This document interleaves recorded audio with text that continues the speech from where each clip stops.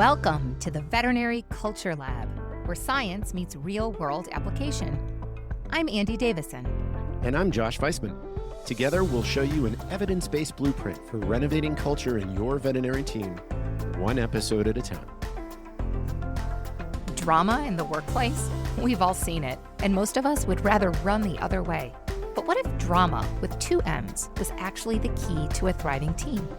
In this episode, Josh brings this science-backed model, and we dive in to what this means for vet med. Awesome. Andi, super excited to be here with you. I'm really jazzed for this particular paper that we're going to discuss today. I think it's going to be super fun. But before we do, I have to tell you, I've had the weirdest experience. For every day for the past few days, I've gotten a package delivered here with no return address. There's no card inside. I have no idea who this is from, why they're sending it to me. But every day it's the same thing. 4 days in a row. I open up this package and inside is a stalk of celery. What? I know, it's the strangest thing in the world. Somebody's just randomly sending me celery in the mail without claiming any responsibility. I'm starting to feel like I'm being stalked. That's a good one. That's gonna go in the repertoire. That's a good one. Yep. Thanks.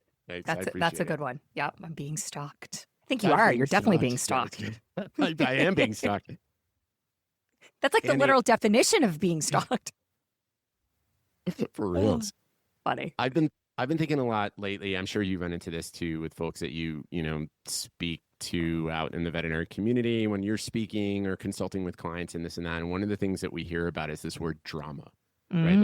There's drama in my hospital. It's thrown around as if vet med is nothing but a cesspool of drama. And it certainly seems to come up with folks that are talking about, challenging workplaces, right? I've got this toxic person. They're always bringing the drama, things like that.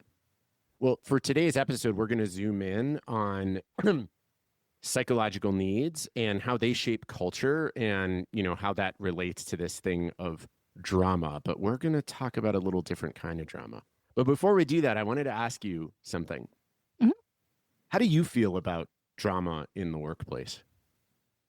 Oh, I'm with everybody else.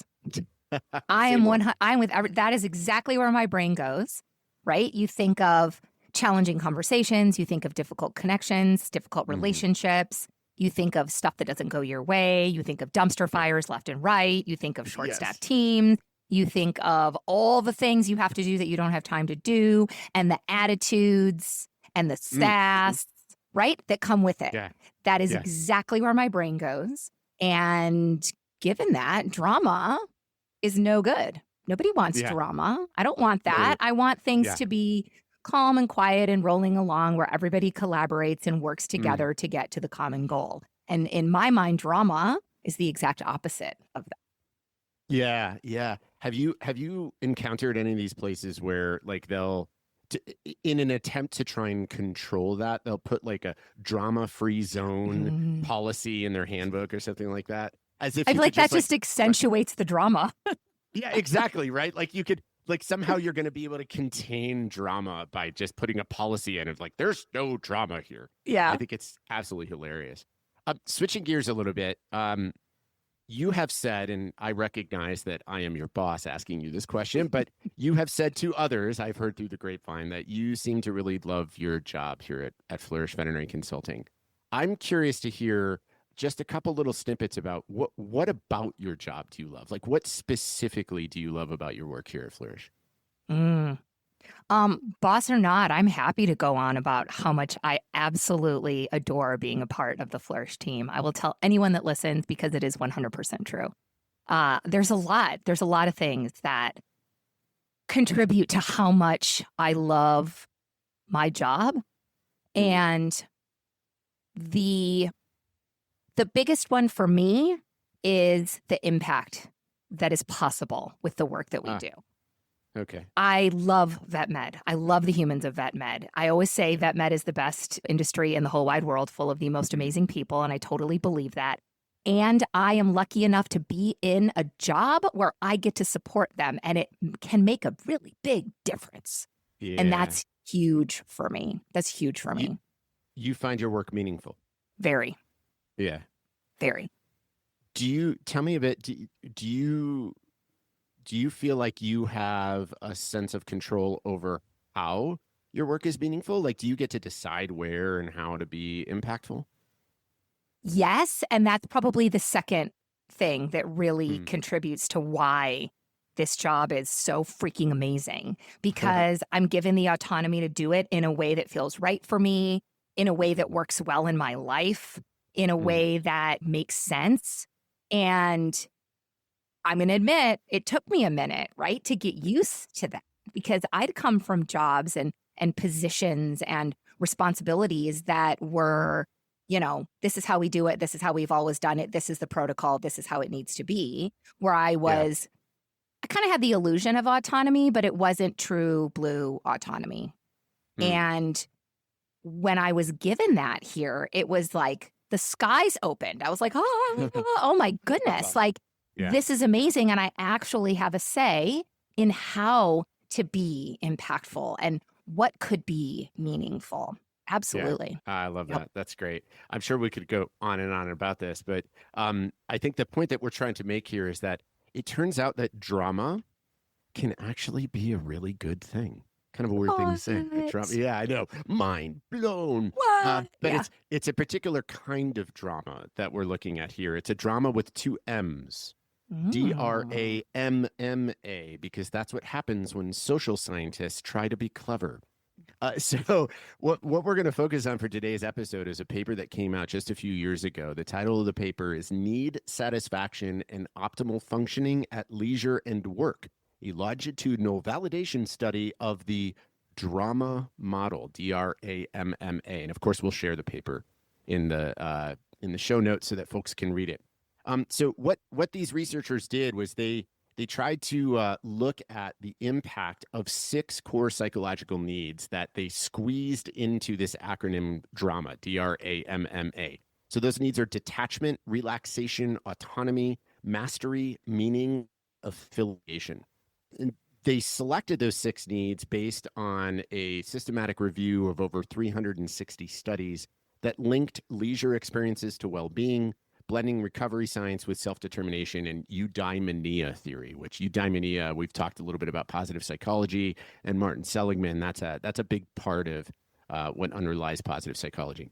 What they did was then they created and validated a tool to measure these drama needs in just shy of 300 German employees.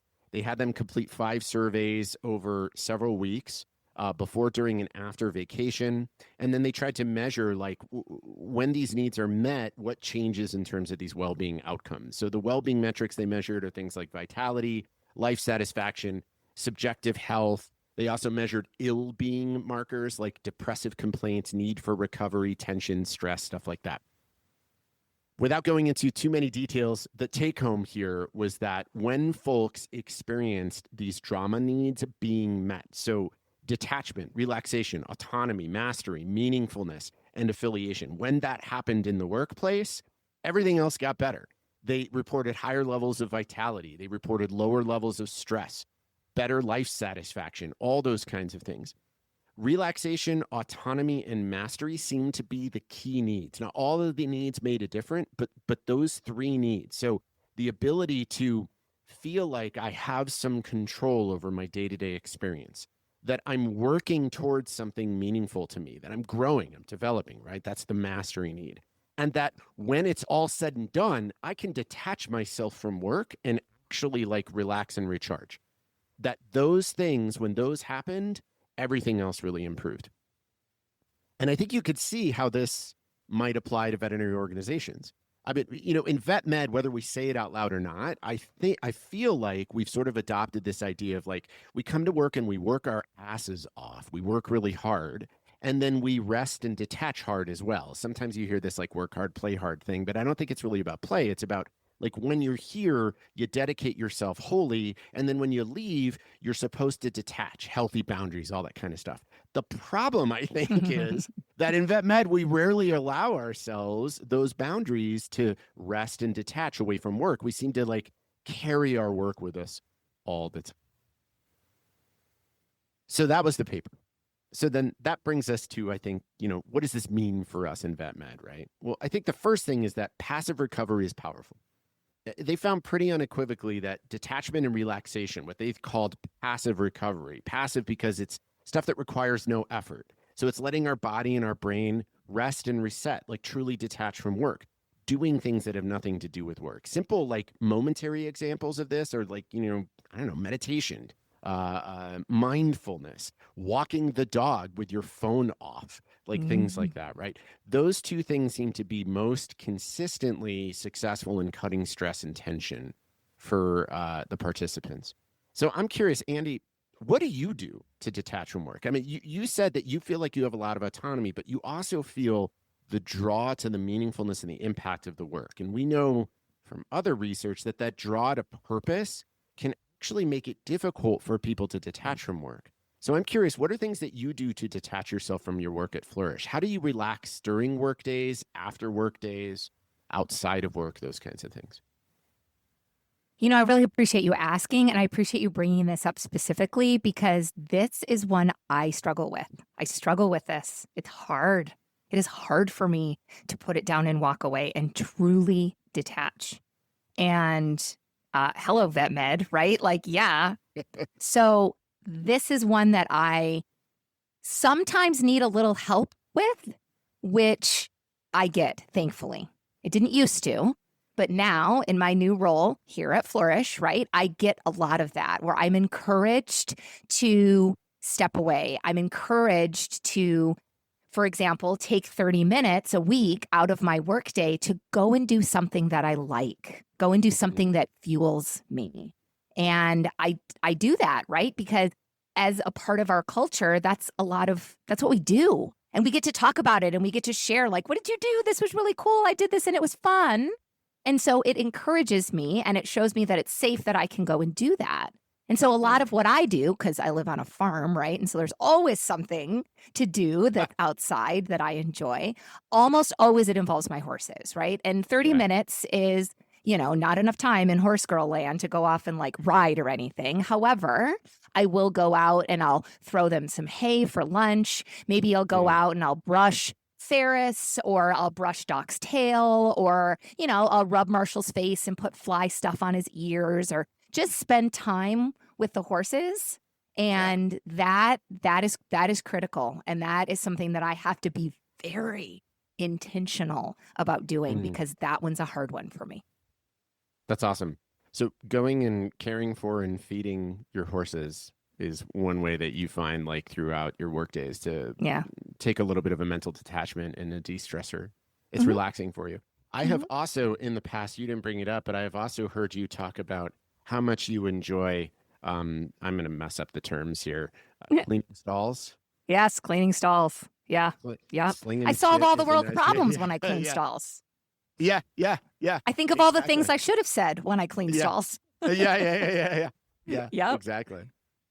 That's awesome. Yep. Well, I'm glad you have those kinds of things. So those sound like, so you refer to, we have a policy here at Flourish where everybody is encouraged to take 30 minutes on the clock time, if you will, so be paid to do something that has nothing to do with work, but that refuels or energizes you. So you refer to that. What about like, we've got a bit of a break coming up here. We shut down for the week of the 4th of July every year as an organization. What are some of the kinds of things that you think you'll do during that week that have nothing to do with work that'll help you detach from work and relax?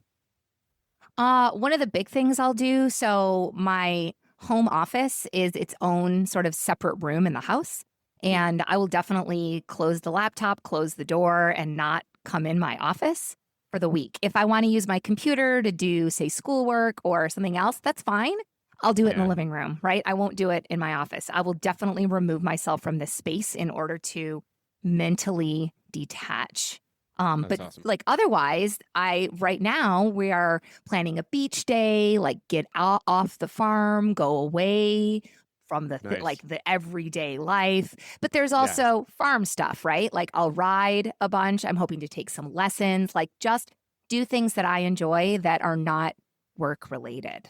Yeah. Josh, awesome. what about you? What are your big things during the day that you use to really detach? Yeah. So I mean, obviously you and I have the unique experience of working from home. And Mm-hmm. so that changes things, right?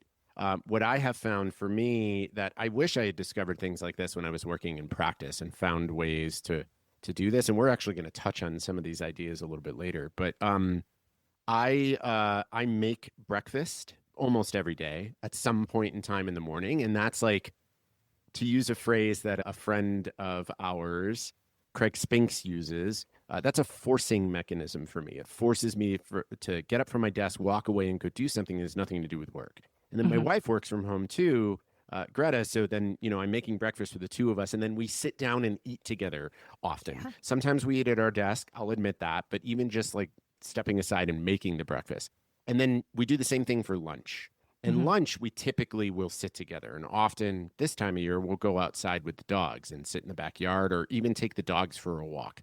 So Mm-hmm. those kinds of things give me the ability to detach. And the nice thing is that, when I'm detaching with somebody else who doesn't work with me, we end up talking about things often that have nothing to do with, Mm-hmm. Flourish or Vet Med or anything like that. So that's a nice sort of like mental break. Sure. Andi, another thing that came out of this research was the power of mastery. And I want to talk a little bit about mastery. Mastery is about development. It's about goals. It's about growing. It's about, stretching ourselves and enhancing our skills, our knowledge, our wisdom, those kinds of things, right? And one of the things that seemed to emerge is that skill stretch weeks, these weeks where these participants reported that they were stretching their skills, actually really energize people. You and I are both big fans of somebody who I had to look up how to spell his name, but I Yeah. have learned how to say it out loud. Mm-hmm. Mihai Csikszentmihalyi, who has since passed, but he was one of the early, colleagues of Martin Seligman and one of the early adopters of positive psychology. A lot of his research was focused on what he referred to as flow states, and I know that you're familiar with flow states. And we know pretty unequivocally that being challenged and stretched is a critical way to achieve flow. Like we have to be doing something that's a little bit of a stretch and something that we're interested in, so on and so forth. And when we get those two ingredients together and we can really focus on something, we can reach a flow state, which has been shown to have so many well-being benefits. But we can also be stretched too far. And when we're stretched too far, we actually lose the ability to hit flow. We just get into a state of strain and stress, right? And that, when it persists over time, that can actually lead to burnout. What do you think vitalizing stretches might look like in a veterinary practice? So that sweet spot of stretching yourself a bit with something that maybe you're interested in or passionate about without being stretched too far. What do you think that might look like in a veterinary setting? The first thing that comes to mind for me here is teaching and mentorship. Mm-hmm. Being in that type of a situation or that type of a relationship where you can feel safe enough to push yourself a little bit and have a teacher or a mentor or, some like the senior technician that can help you should you start to struggle so that you don't get to that frustrating point. Right? So let's say that, you're really great at putting in, regular straight up IV catheters, like no big deal. Cool. That's awesome. Like it's super fun. Like that, like dopamine hit when you hit the vein and you get the flash and you're like, yes. And it's just there. Right.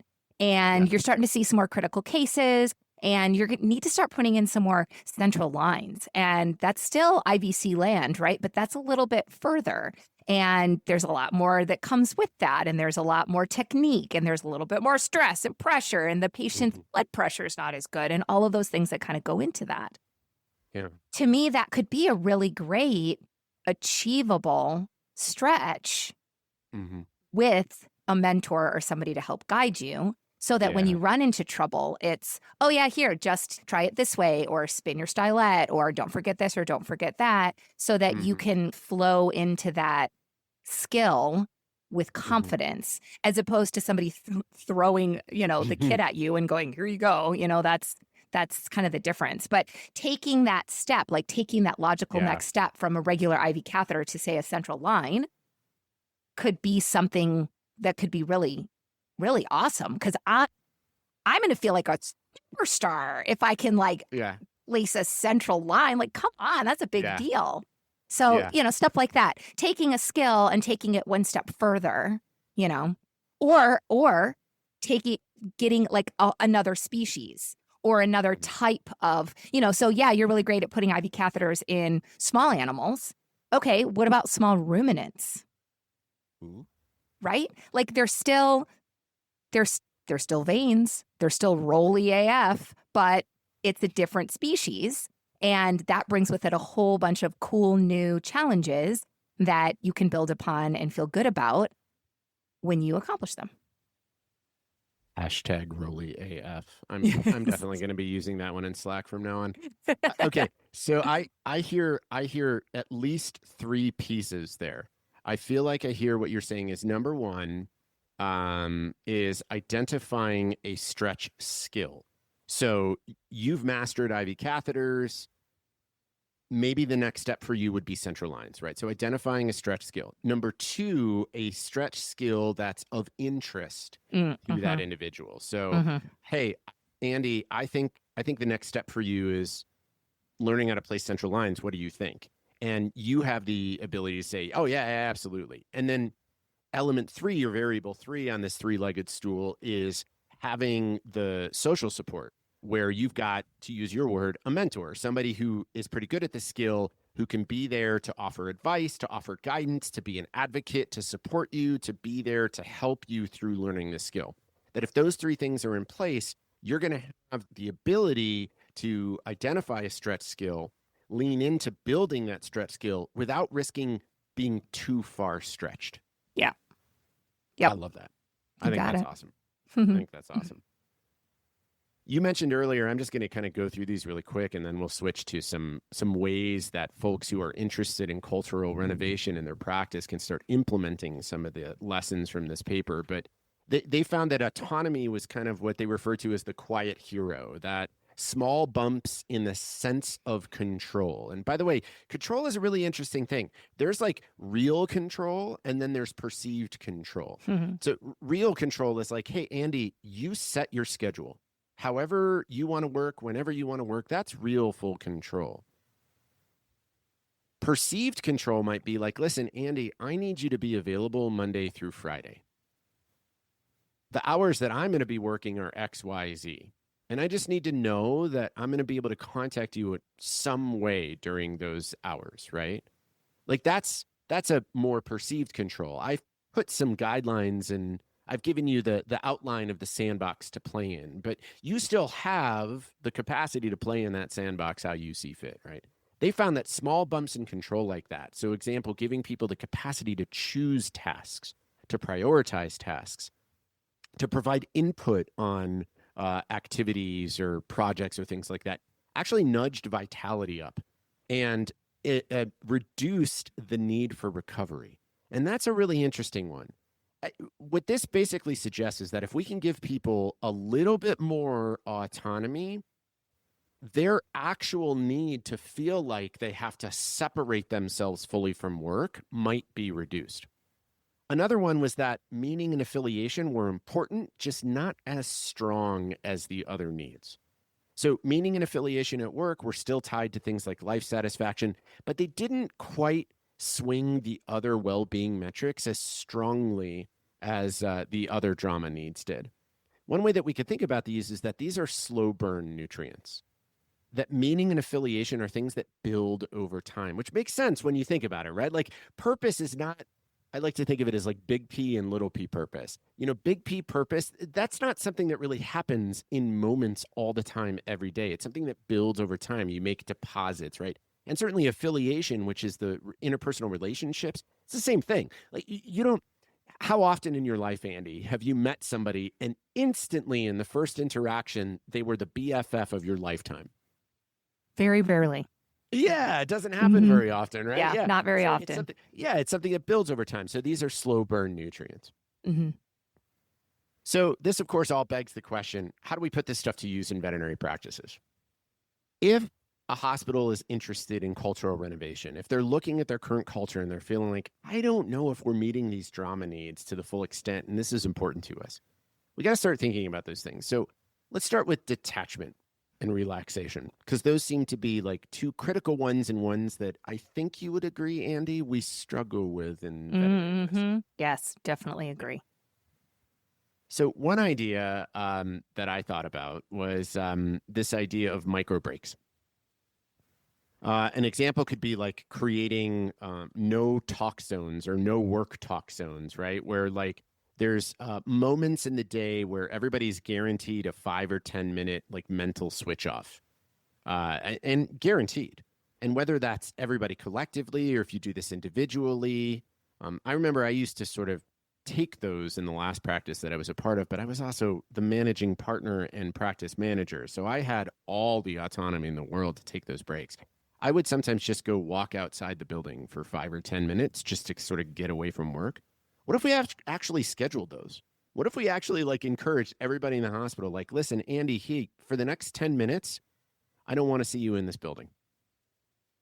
There's a Starbucks next door. Here's a $5 gift card. Go get yourself a coffee, right? Like, just if you made those routine and you sort of created a structure where not only is this implemented and expected, but it's part of who we are. It's literally part of our culture that we find moments to detach ourselves from work. How else could you see something like a micro break working? The social butterfly in me goes a little bit more towards the human connection side of that, right?